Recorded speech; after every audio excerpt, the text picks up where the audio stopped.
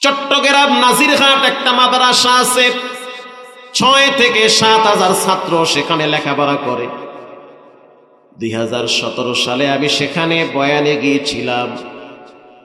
বয়ানের পরে বয়ানের মাঝখানে কথার প্রসঙ্গে বলেছি, এমন মায়ের সন্তান আছে যারা ঘুমের ভিতরেও আল্লাহর কোরআনের তেলাওয়াত করে। আছে হেফজখানার ছাত্ররা ২৪ ঘন্টা কোরআন নিয়ে ব্যস্ত, ওরা ঘুমের ভিতরেও কোরআন পড়ে। বয়ান শেষ হওয়ার পরে পাশের মাদ্রাসার হাফেজ সাহেব বলল, হুজুর আমার মাদ্রাসায় একটা বাচ্চা আছে, বাড়ি হলো কুড়িগ্রাম লালমনিরহাট, ছোট বাচ্চা কিন্তু ঘুমের ভিতরে আল্লাহর কোরআনের তেলাওয়াত করে। তখন তো আমার নিজের গাড়ি ছিল না, অনেক রাত হয়ে গেছে। আবার তখন দেশের ভিতরে মাঝে মাঝে ঝগড়া লাগতো, গ্যাঞ্জাম লাগতো। ওদিন ঢাকায় আসার কোনো প্রসেস ছিল না। চলে গেলাম সেই পাশের মাদ্রাসায়। সকালবেলা ফজরের নামাজের পরে দেখলাম সব বাচ্চারা সূরা ইয়াসিন পড়ে। চিন্তা করে দেখলাম এই সমাজে ঠান্ডার ভিতরে প্রাপ্ত বয়স্ক অনেক মানুষই তো নামাজ পড়ে না, নাকটাই না ফজরে ঘুমায়। আর এই ছোট ছোট বাচ্চারা ফজরের পরে দেখি কোরআন খুলে সূরা ইয়াসিন পড়তেছে, মনে হয় যেন জান্নাতি আওয়াজ চালু হয়ে গেছে। কি চমৎকার তেলাওয়াত! সূরা ইয়াসিন তেলাওয়াত শেষ হওয়ার পর এবার ওই হাফেজ সাহেব একটা বাচ্চাকে বলতে আসো, আর বাকিগুলারে বলল তোমরা হেফজখানায় গিয়ে পড়তে থাকো। বাচ্চাটা কাছে আসলো, দেখতে অনেক সুন্দর মাশাআল্লাহ। তা আমি বললাম তোমার নাম কি? সে জবাব দিল আমার নাম হলো জুবায়ের। খুব সুন্দর নাম, রাসূলুল্লাহর একজন সাহাবীর নাম ছিল জুবায়ের, চমৎকার নাম। তোমার বাড়ি কোথায়? বলল আমার বাড়ি কুড়িগ্রাম লালমনিরহাট। কৌতূহল জাগলো, কোথায় লালমনিরহাট, কোথায় চট্টগ্রাম নাজিরহাট? ৭০০ কিলোমিটার দূরত্ব। এত দূর থেকে এত দূরে কেমনে আসলা? এটা কেমনে কিভাবে হয়েছে? বাচ্চাটা কোনো কথাই বলে না। আমি আবার প্রশ্ন করলাম, লালমনিরহাট থেকে নাজিরহাটে কেমনে আসলাম? সে আমাকে জবাব দিল আমার চাচা আমাকে এখানে রাইখা গেছে। আমি চিন্তা করলাম, বাপ থাকতে চাচায় কেন নিয়ে আসবে? আমি বললাম তোমার বাবা কি করে? এরপরে একেবারেই কথা বন্ধ হয়ে গেল। একটু পরে দেখলাম যে আমার আস্তিম দিয়া চোখের পানি মুছতেছে। আমি বুঝতে পারছি তার ভিতরে খবর হয়ে গেছে। আমি বললাম সত্য করে বলো তোমার বাপ কই, কি করে? সে জবাব দিল হুজুর আমার আব্বা গাড়ি অ্যাক্সিডেন্টে মারা গেছে। মা কোথায়? বলে মা বাবা দুইজনে একই সাথে ভটভটিতে চড়ে কোথাও যেতেছিল, গাড়ি অ্যাক্সিডেন্টে আমার ভাই আমার মা আমার বাবা তিনজনই জায়গায় শেষ, শুধু আমি বেঁচেছি। আমার চাচা আমাকে বোঝা মনে করতেছে। আমার বাবার সম্পদ আছে, কিন্তু আমার চাচা আমাকে রেখে গিয়েছে এতিমখানায়। কষ্টের কথা আমি কেমনে বলি?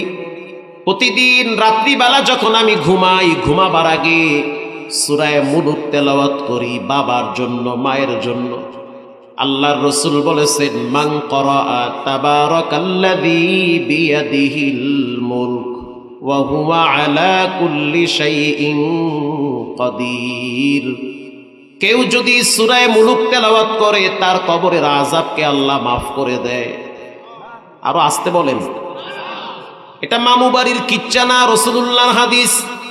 কেউ যদি সূরা মুলুক তেলাওয়াত করে ঘুমায়, আল্লাহর রাসূল বলেন ওই ব্যক্তি কবরে যাওয়ার পর তার কবরকে আল্লাহ পাক নূর দিয়া আলোকিত করে দিবে।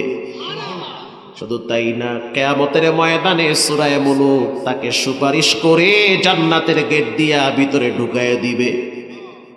আমার বাপ মূর্খ মানুষ, কবরে চলে গেছে, বাবার জন্য আমি সূরা মুলুক তেলাওয়াত করি, মায়ের জন্য করি, যেন মা বাবাকে আল্লাহ নিরাপদে রাখে।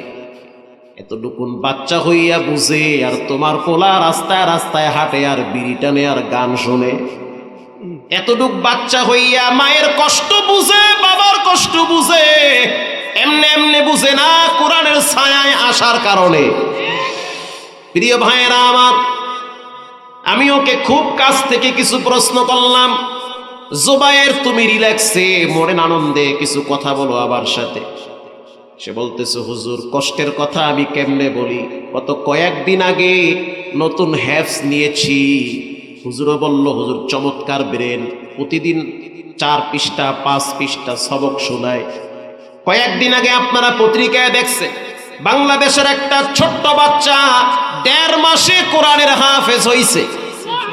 শেখ আহমদুল্লাহ সাহেব তাকে পুরস্কার দিয়েছে। এটা কিভাবে সম্ভব? মানুষ চাইলে সম্ভব না, রব চাইলে সবই সম্ভব। এবার সে আমাকে কষ্টের কথা শুনাইল। যেদিন প্রথম কোরআন শরীফ নিয়েছি, মুখস্থ পড়া ধরেছি, সেদিন আমার সাথে আমার কিছু বন্ধু বান্ধব নতুন হ্যাফস নিয়েছে। কষ্টের কথা হলো, সবার বাবার আসছে, আবার তো আর বাপ নাই, আসতেও পারে নাই। সবার বাবারা মিষ্টি নিয়ে আসছে, আমার বাবা নাই যে মিষ্টি দিয়ে আসবে। সকালবেলা প্রতিটা সন্তানের মা বাবা সকালবেলা নাস্তা নিয়ে আসে, আর আমি চুপচাপ থাকি, কারণ আমার মাও নাই বাবাও নাই, চাইলেও তো আমি তাদের কাছে যেতে পারি না। তবে জুমার রাত্রে ঘুমের ভিতরে আমি মা বাবার চেহারাটা প্রায় জুমার দিন দেখি। আমার মাকে দেখি হাসি খুশি, বাবাকেও দেখি হাসি খুশি।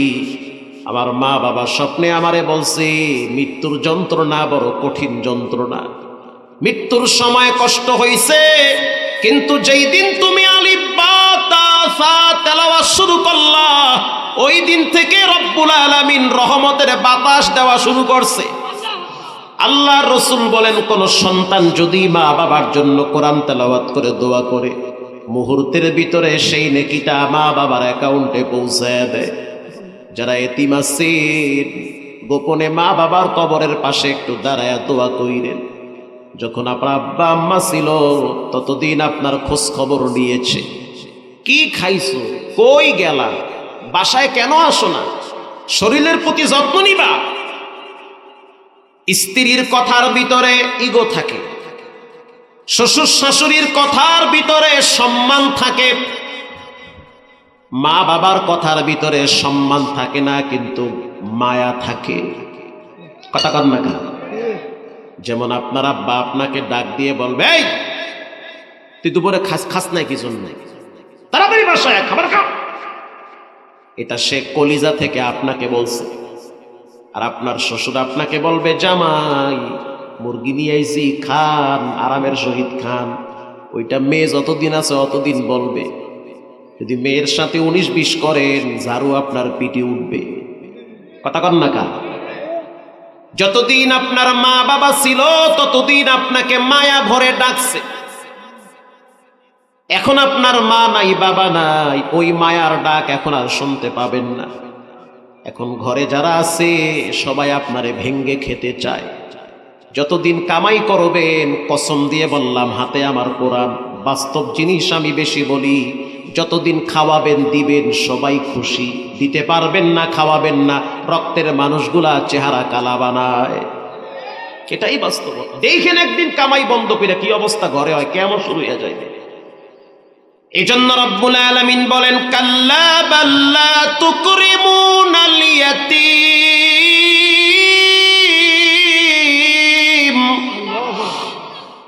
তোমাদের রিজিকের ভিতরে সংকীর্ণতা আসার অন্যতম একটি কারণ হলো এতিমের সাথে ভালো ব্যবহার করো না।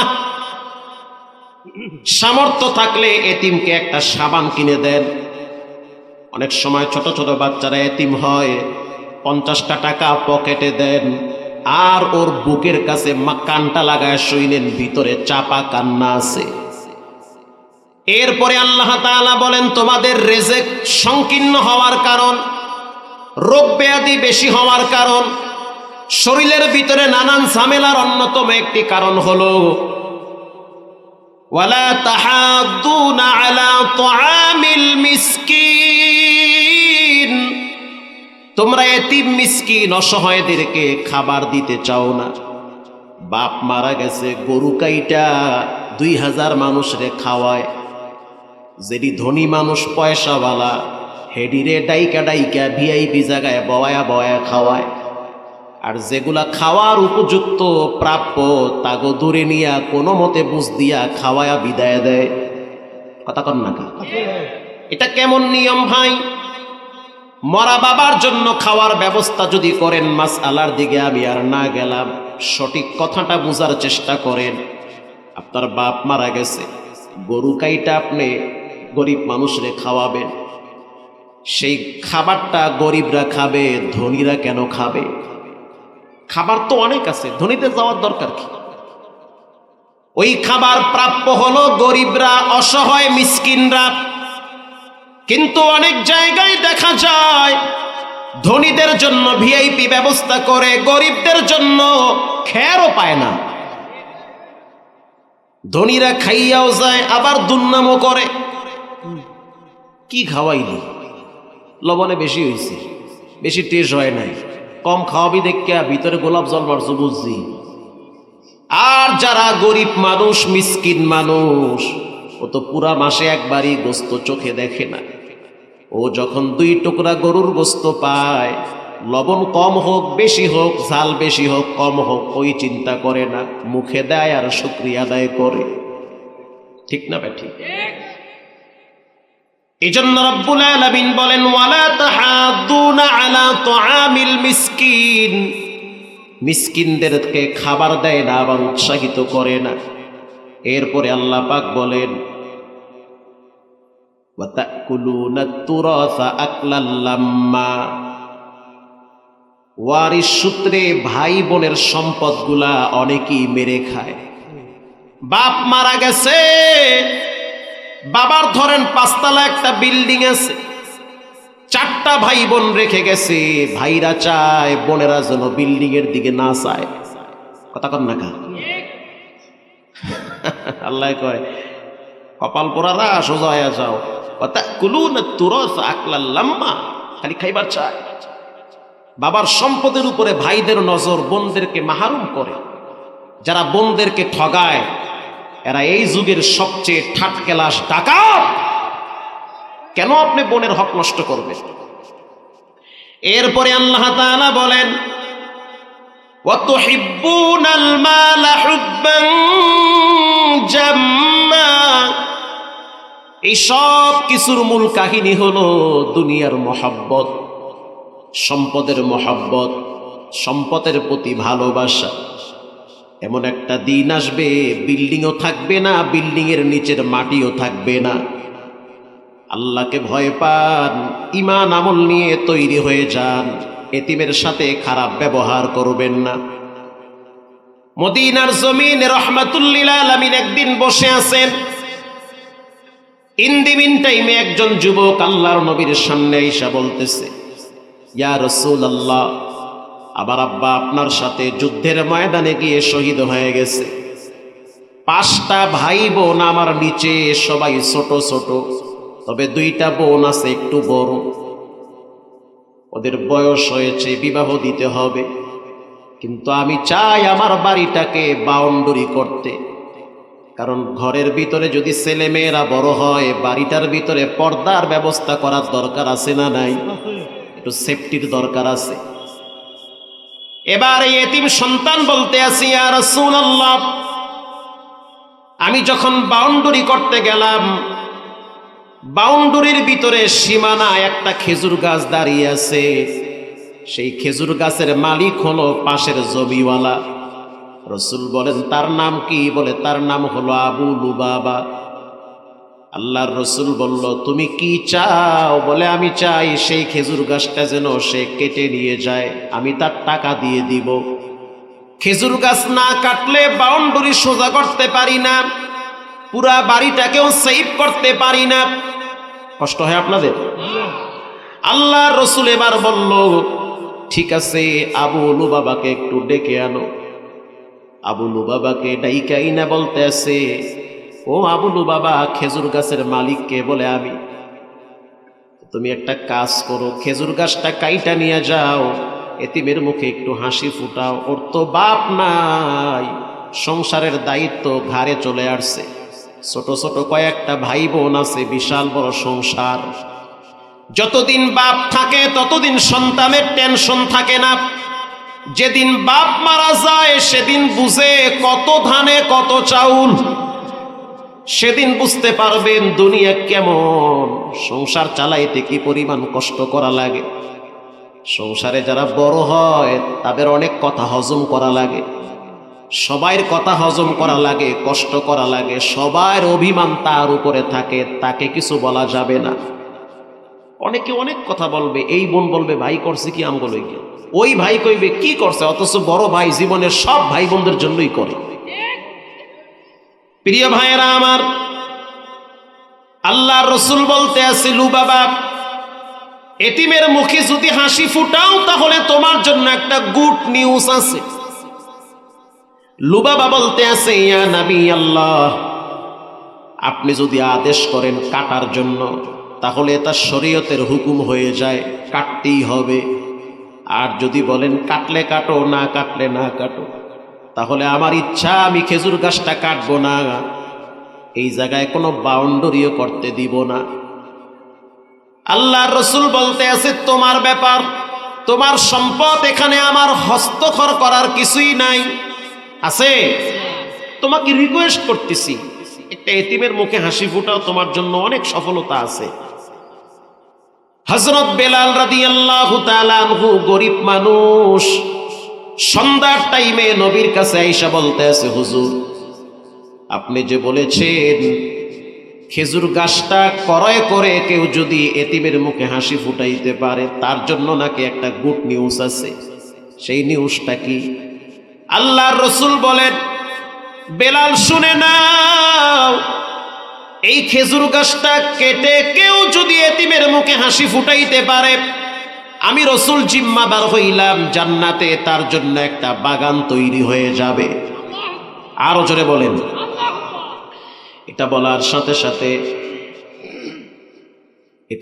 সাথে সাথে হযরত বেলাল হাবশী রাদিয়াল্লাহু তাআলা আনহু তিনি বলল, হুজুর আমি তো গরিব মানুষ, আমার তো একটা লঙ্গি পইরা মাসকে মাস কাটাইতে হয়, এটা আমার দ্বারা সম্ভব না।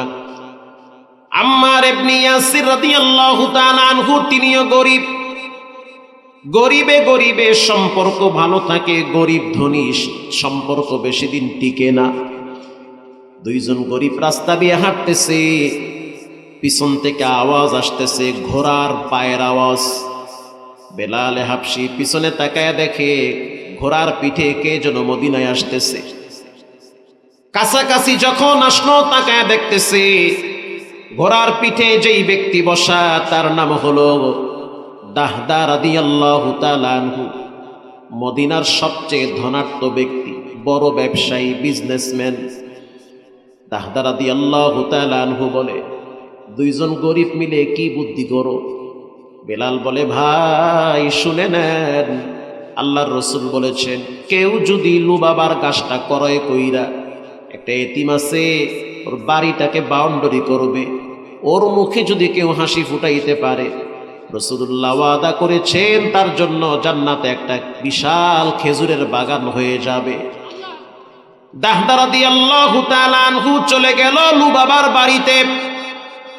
লুবাবার বাড়িতে যাওয়ার পর দরওয়াজায় নক করছে, ভিতর থেকে আওয়াজ, কে তুমি? বলে, আনা দাহদা। কোন দাহদা? মদিনার সবচেয়ে বড় ব্যবসায়ী। সে বলে, হ্যাঁ। সংক্ষেপ করে দিচ্ছি, যখন সে ঘর থেকে নামলো, নামার পরে বলতেছে, তোমার একটা খেজুর গাছ আছে, ওই গাছটা যদি আমার কাছে বিক্রি করো তাহলে আমার মদিনার ভিতরে একটা বিশাল বড় খেজুরের বাগান আছে, ওই বাগানের ভিতরে মিষ্টি পানির কূপ আছে, ডুপ্লেক্স বাড়ি আছে, পুরা বাগান বাড়িটা মিষ্টি পানির কূপ সহ একটা খেজুর গাছের বিনিময়ে তোমার কাছে দিয়ে দেওয়া হবে।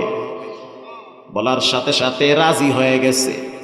লোভে পাপ, পাপে কি? রাজি হয়ে গেছে।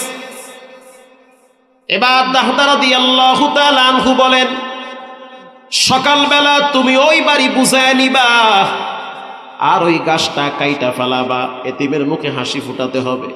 রাসূলুল্লাহ বলেছেন, এতিমদের ব্যাপারে রাসূল বলেছেন সুসংবাদ রয়েছে তাদের জন্য। এবার লুবাবা বলতে আছে, তুমি আমি যে কন্টাক্ট করলাম সাক্ষী প্রমাণ কই? দাহদা রাদিয়াল্লাহু তাআলা আনহু বলেন, সাক্ষী দুনিয়ার মানুষকে বানানোর দরকার নাই, সাক্ষী আল্লাহরে বানায়া দিছি। যাও, তোমার আমার মাঝখানে সাক্ষী একজন, তিনি হলেন কে? সকালবেলা আল্লাহর নবীর দরবারে চলে গেল। যাওয়ার পর দাহদা রাদিয়াল্লাহু তাআলা আনহুকে রাসূল দেখার সাথে সাথে মুস্কি হেসে দিয়ে বলল, দাহদা, তোমার জন্য জান্নাতে বাগান সাজানো হইতেছে।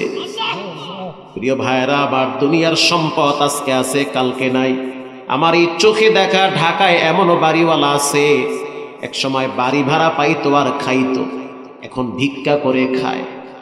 কিছুই নাই। কি হয়েছে? বলে কিডনি নষ্ট হয়ে গেছে, লক্ষ কোটি কোটি টাকা দেওয়ার পরেও চিকিৎসায় কাজ হয় না। আবার এমনও দেখছি ডিম বিক্রি করে বগুড়া শহরে বাড়ি করছে, চানাচুর বিক্রি করে ঢাকায় বাড়ি করছে। কেমনে সম্ভব? রব চাইলে সবই সম্ভব। আল্লাহর ঘর মসজিদের জন্য এমন কে আছেন মা বাবার মহব্বতে 1,000 টাকা আব্বা আম্মার জন্য মসজিদে ফালায়া দিলাম, একজন লোক উঠা বসা করবেন না, 1,000 টাকা দেওয়ার মতো মসজিদে কে আছেন? দিবেন।